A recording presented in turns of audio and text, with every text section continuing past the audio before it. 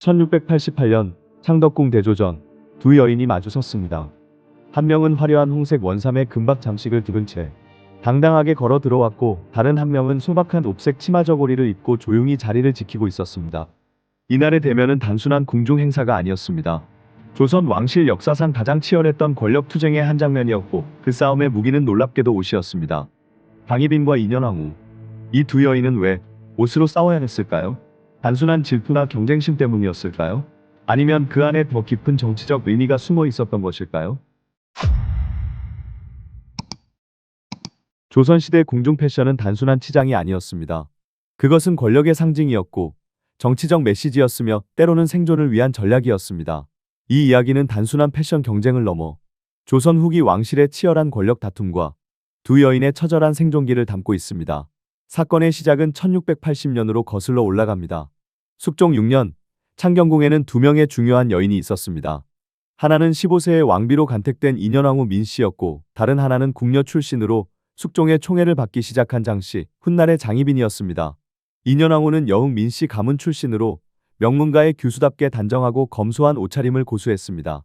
숙종실록에는 왕후의 의복이 소박하여 화려함을 추구하지 않았다는 기록이 남아 있습니다. 그녀는 궁중 예법을 철저히 지켰고, 왕비로서의 품위를 옷으로 표현했습니다. 반면 장희빈은 달랐습니다. 1686년 희빈으로 책봉된 이후 그녀의 옷차림은 점점 더 화려해졌습니다. 중인 계급 출신이라는 신분적 한계를 극복하기 위해 그녀는 의복을 전략적으로 활용했습니다. 당시 궁중 기록을 보면 장희빈은 명조와 비단, 금박 장식을 아끼지 않았고, 특히 붉은색과 금색을 즐겨 사용했습니다. 조선시대 궁중 의복에는 엄격한 규칙이 있었습니다. 왕비는 황색과 홍색을 입을 수 있었지만 후궁은 제한적이었습니다. 하지만 장희빈은 이러한 규칙의 경계를 교묘하게 넘나들었습니다.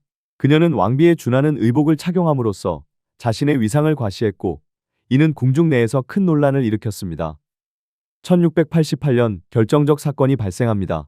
장희빈이 훗날의 경종인 원자를 낳은 것입니다. 아들을 낳지 못한 인현왕후의 입지는 흔들렸고, 장희빈의 권세는 하늘을 찔렀습니다. 이때부터 두 여인의 패션 대결은 본격화되었습니다. 인현왕후 전에는 흥미로운 기록이 있습니다. 희빈 장씨가 대전에 입궐할 때마다 화려한 의복을 차려입어 중궁전의 소박함과 대비를 이루었다는 내용입니다. 이는 단순한 관찰이 아니라 당시 궁중 사람들이 두 여인의 옷차림을 얼마나 주의 깊게 비교하고 있었는지를 보여줍니다. 장희빈의 전략은 명확했습니다. 화려한 옷을 통해 자신이 숙종의 진정한 총애를 받고 있음을 과시하고, 왕비의 자리를 넘보는 야심을 드러내는 것이었습니다. 반면 인현왕후는 검소함으로 대응했습니다.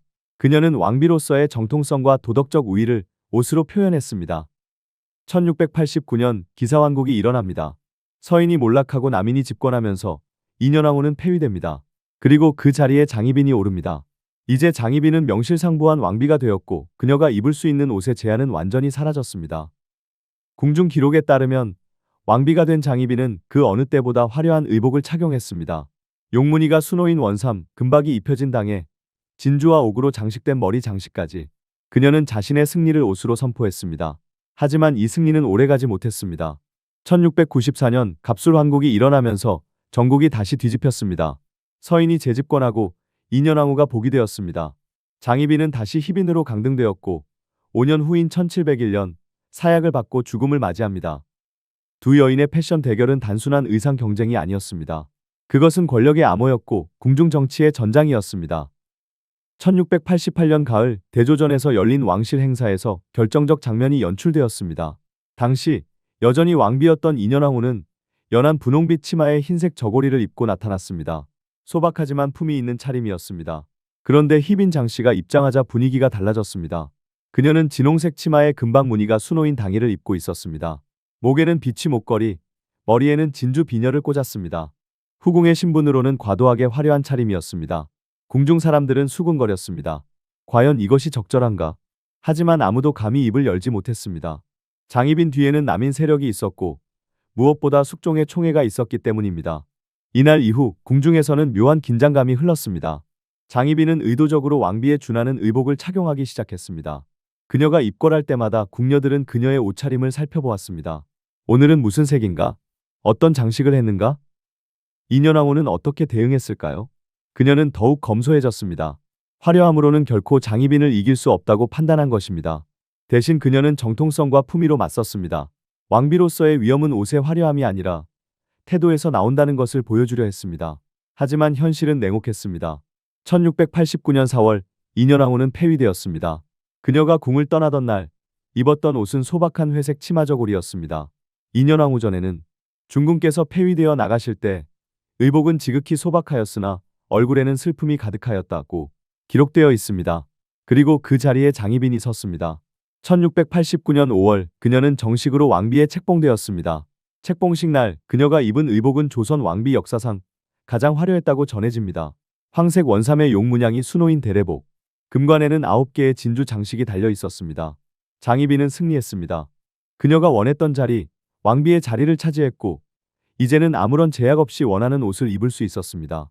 그녀는 계절마다 새로운 의복을 제작했고 궁중 최고의 수공예 장인들을 동원했습니다. 하지만 이 화려함은 오래가지 못했습니다. 정치적 상황이 다시 변했기 때문입니다. 남인 세력이 지나치게 권력을 독점하자 숙종은 불만을 품기 시작했습니다. 그리고 1694년 갑술환국이 일어났습니다. 인현왕후가 복위하던 날은 비가 내렸습니다. 5년 만에 궁으로 돌아온 그녀는 여전히 소박한 옷차림이었습니다.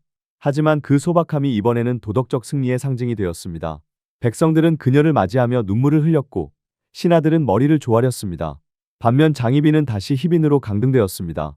그녀가 입었던 화려한 왕비 의복은 모두 거두어졌습니다. 이제 그녀는 다시 후궁의 의복만을 입어야 했습니다. 이 순간 패션 대결의 승자가 누구인지 명확해졌습니까? 1701년 장희빈은 인현왕후를 저주했다는 죄목으로 사약을 받았습니다. 그녀가 마지막으로 입었던 옷은 소복이었습니다. 한때 그토록 화려한 의복을 사랑했던 여인이 생의 마지막 순간에는 가장 소박한 옷을 입어야 했던 것입니다. 1701년 9월 27일 취선당 장희빈의 처소에 내관이 사약을 가지고 들어왔습니다. 그녀는 그날 흰색 소복을 입고 있었습니다. 한때 궁중에서 가장 화려한 옷을 입었던 여인의 마지막 모습은 처참했습니다. 사약을 앞둔 장희빈은 자신의 옷장을 열었다고 합니다. 야사에 전해지는 이야기입니다. 그 안에는 여전히 왕비 시절의 화려한 의복들이 보관되어 있었습니다. 홍색 원삼, 금박당의 비치 장식. 그녀는 그 옷들을 하나하나 만지며 무슨 생각을 했을까요? 이 옷들이 나를 여기까지 오게 했구나. 그녀는 마지막 순간 자신의 전략이 옳았는지 돌아보았을 것입니다. 화려한 옷으로 권력을 과시하고 왕비의 자리를 차지하려 했던 모든 시도들. 그것이 결국 자신을 죽음으로 이끌었다는 것을 깨달았을 것입니다. 반면 인현왕후는 1701년 8월 장희빈보다 한 달 먼저 세상을 떠났습니다. 그녀는 죽는 순간까지 소박한 의복을 고수했습니다. 숙종실록에는 왕후께서 승하하실 때까지 의복이 검소하였고 화려함을 멀리하셨다라고 기록되어 있습니다. 두 여인의 마지막 모습은 극명하게 대비됩니다. 한 명은 화려함을 추구하다 사약을 받았고 다른 한 명은 검소함을 지키며 왕비로서 존경받으며 떠났습니다. 그렇다면 이 패션 대결의 진정한 승자는 누구일까요? 표면적으로는 인현왕후가 승리한 것처럼 보입니다. 그녀는 복이 되었고 도덕적 우위를 차지했으며 역사는 그녀를 현숙한 왕비로 기록했습니다. 반면 장희빈은 간악한 후궁으로 낙인 찍혔습니다. 하지만 더 깊이 들여다보면 이것은 단순한 승패의 문제가 아니었습니다. 두 여인 모두 시대의 희생자였습니다. 인현왕후는 아들을 낳지 못해 폐위되었고 장희빈은 중인 출신이라는 신분적 한계를 극복하려다 파멸했습니다. 패션은 그들에게 유일한 무기였습니다. 말로는 표현할 수 없는 권력 욕망과 생존 의지를 옷으로 표현할 수밖에 없었던 것입니다. 장희빈과 인현왕후의 패션 대결은 조선 왕실 역사에서 가장 극적인 사건 중 하나로 남았습니다. 이 이야기는 단순한 옷 경쟁을 넘어 권력과 생존, 신분과 질투, 전략과 파멸에 대한 깊은 통찰을 제공합니다. 첫째, 외모와 의복은 권력의 언어입니다.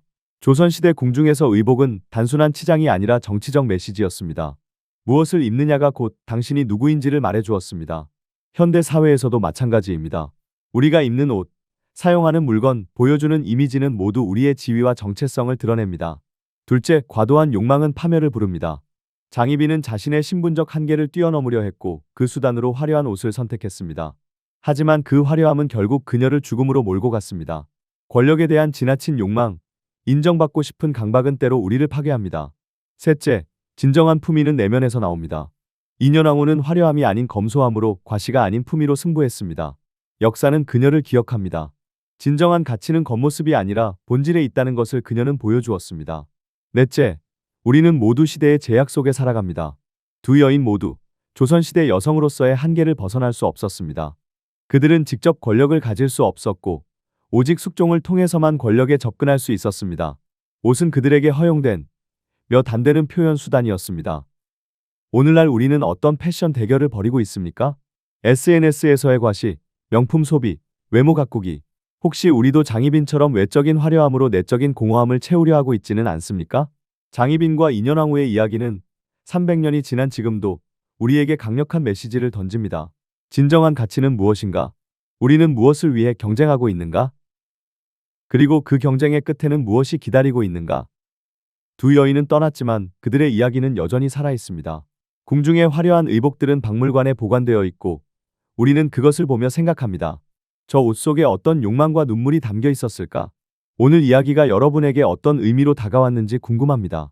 장희빈과 인현왕후 두 여인의 패션 대결을 통해 우리는 권력과 욕망 그리고 인간의 본질에 대해 생각해 볼 수 있었습니다. 구독과 좋아요는 더 좋은 역사 이야기를 만드는 데 큰 힘이 됩니다. 다음에도 흥미진진한 역사 이야기로 찾아뵙겠습니다. 감사합니다.